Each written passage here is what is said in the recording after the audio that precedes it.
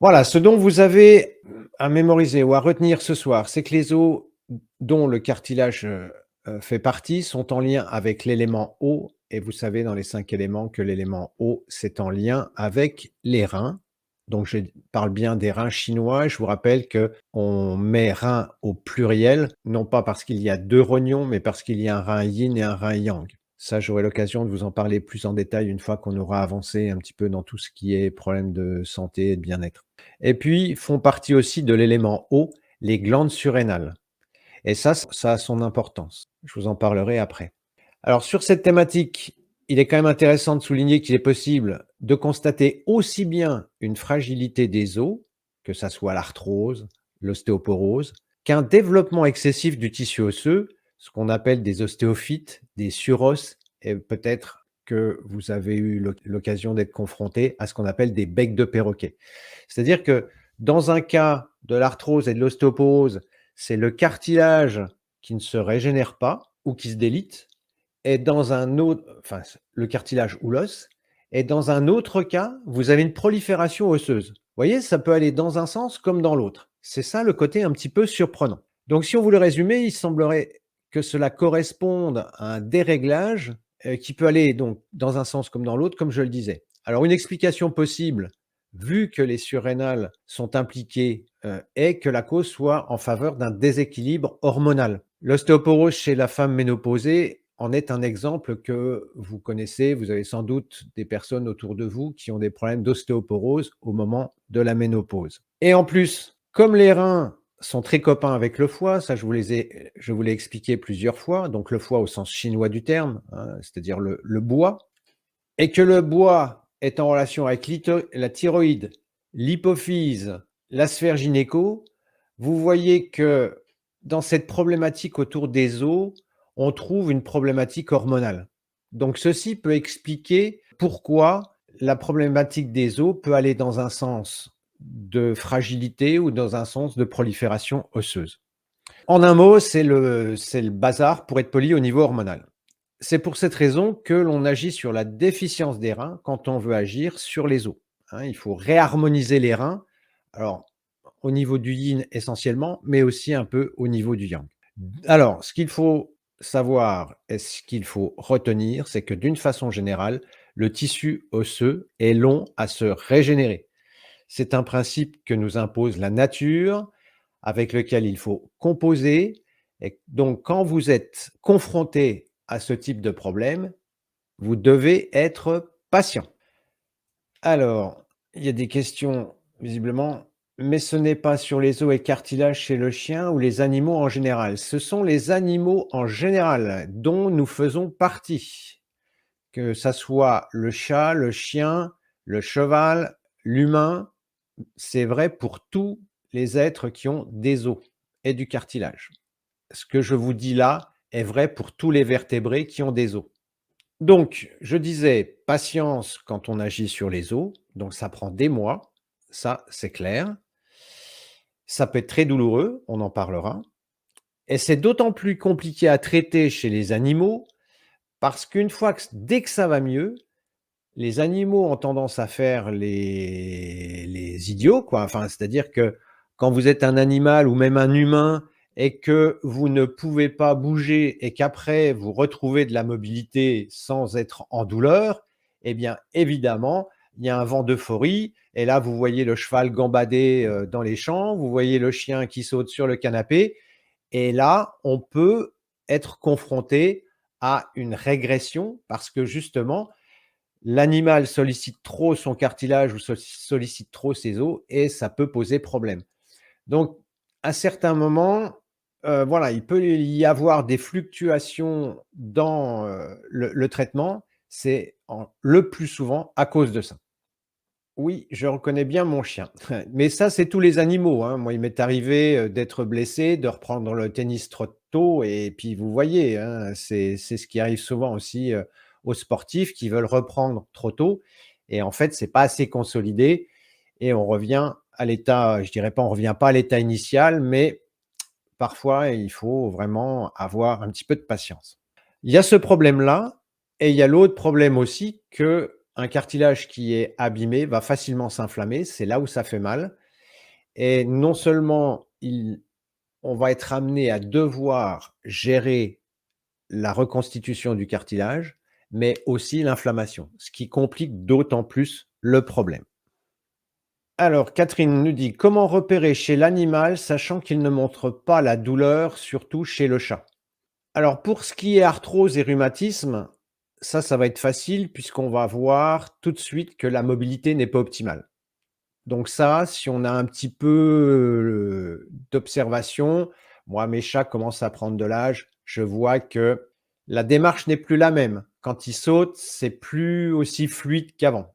Bon, ça, on peut le remarquer facilement. S'il s'agit d'une tumeur osseuse, là, effectivement, ça peut être un petit peu plus compliqué et parfois des radios s'imposent.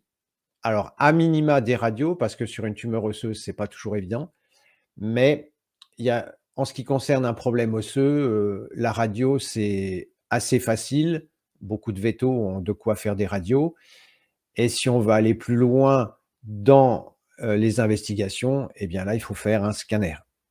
Alors je voulais quand même, par rapport aux généralités, je voulais vous lire une petite chose que j'ai lue, sur un article. Contrairement aux os, la régénération du cartilage semble assez énigmatique. Donc, vous voyez, déjà, la science nous dit qu'ils n'y comprennent pas grand-chose. C'est ce que je vous expliquais tout à l'heure. Certains médecins affirment que les lésions cartilagineuses ne peuvent pas se cicatriser d'elles-mêmes du fait de l'inexistence de nerfs et de vaisseaux sanguins dans cette partie du corps. Vous voyez, déjà un postulat. En gros, que le cartilage perdu ne se reconstruit pas. Vous voyez, ça, c'est ce qu'on pensait. Toutefois, cette hypothèse est remise en cause aujourd'hui. Ah, voilà une bonne nouvelle. Ça fait 5000 ans que les Chinois savent qu'on peut reconstituer le cartilage. Et là, vous voyez, ça y est, la science arrive. Oui, bah peut-être que ce qu'on a dit, c'est pas vrai. Vous voyez, ça fait partie encore de ces croyances, ces dogmes qu'on avance dans la médecine conventionnelle, sur lesquels on échafaude des traitements ou des conseils, et puis en fait, on s'aperçoit que c'est complètement faux. Donc c'est vraiment, si vous arrivez ce soir à dissoudre cette croyance, si vous aviez cette croyance et que vous arriviez à la dissoudre ce soir, eh ben, on n'aura pas j'aurais pas perdu mon temps, hein, parce que ça, j'ai encore eu une question aujourd'hui à travers un formulaire où la personne en substance dit: «Bah, ah mais je savais pas que le cartilage pouvait se régénérer, expliquez-moi». Vous voyez? Ah, elle est surprise. Bah non, non. Moi j'ai eu, plusieurs cas comme ça. Alors je vous parle en humain, hein, bien sûr. Une patiente qui avait un début d'arthrose de hanche, enfin un début, ouais, son arthrose de hanche était déjà bien avancée et l'idée dans un premier temps, avant l'opération, c'était d'injecter un lubrifiant au niveau de l'articulation pour que ça puisse, mieux fonctionner. Et donc ils font un scanner avant et ils se rendent compte qu'il y a des fissures au niveau du cartilage, donc pas possible de faire l'injection. Elle vient me voir, on fait ce qu'il faut et elle repasse un scanner 1 mois plus tard dans un autre hôpital parce qu'elle voulait avoir un autre avis et là les fissures avaient disparu.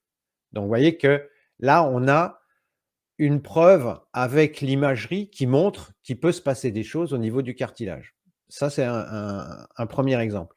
J'ai eu un autre exemple avec une patiente qui avait eu un accident de moto où il était envisagé de faire une greffe osseuse et en fait, quand elle a fait le scan et tous les examens, bah, la greffe osseuse était prévue et puis là, elle me dit: «Ouais, ça m'arrange pas parce qu'en plus, on n'est pas sûr que la greffe prenne et cetera». Donc on fait ce qu'il faut. En 3 semaines, hein, 3 semaines. Bon, c'est un peu énervé sur les dosages, mais en 3 semaines, le chirurgien ouvre, il dit: «Ah bah, c'est plus la peine. C'est plus la peine, c'est bon, c'est reparti, la reconstitution est repartie».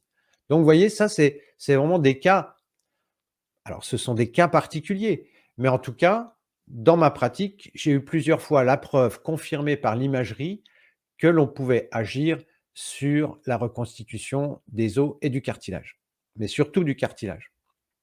Alors, Sophia nous dit: «En fait, tout se régénère dans le corps, m'a-t-on dit, c'est plutôt une bonne nouvelle». oui, on avait les mêmes croyances par rapport aux neurones et on s'est aperçu que, c'était faux aussi.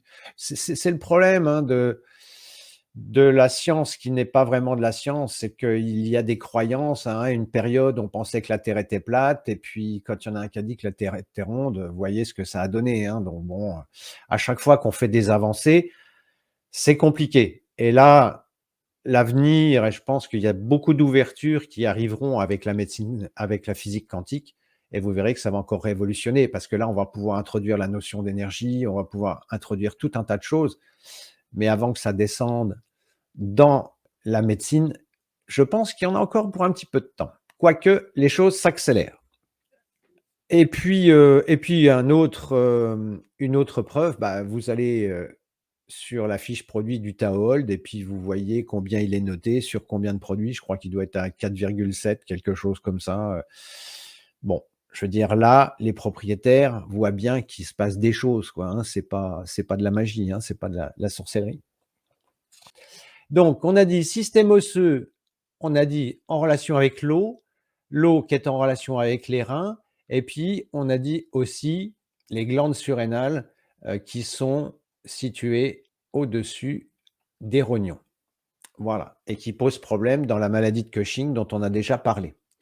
Donc dans les 5 éléments, pour ceux qui démarrent, vous avez le bois, le feu, la terre, le métal et l'eau. Donc aujourd'hui, ce qui va particulièrement nous intéresser, c'est l'eau et puis évidemment un petit peu le foie à travers le côté hormonal.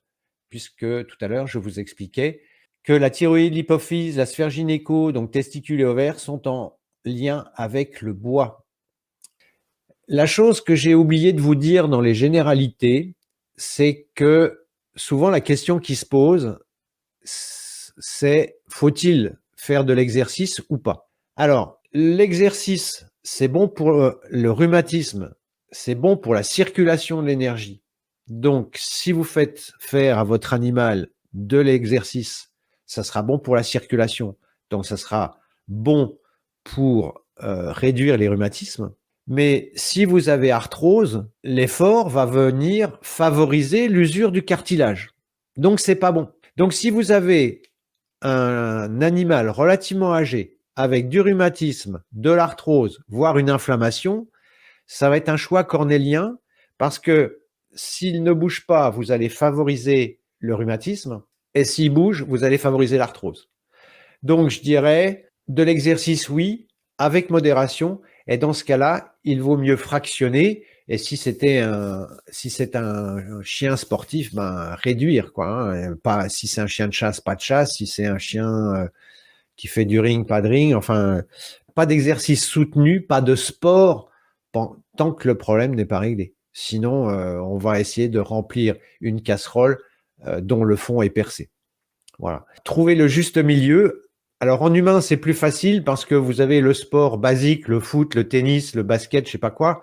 Ça, vous faites un effort et puis vous avez le tai chi. Le tai chi, vous allez faire des mouvements qui sont très lents. Donc ça, le tai chi, c'est le type de mouvement idéal pour les rhumatismes et pour l'arthrose, puisque vous faites travailler les articulations en essayant d'avoir les membres les plus légers possibles. Et vous faites travailler doucement les articulations.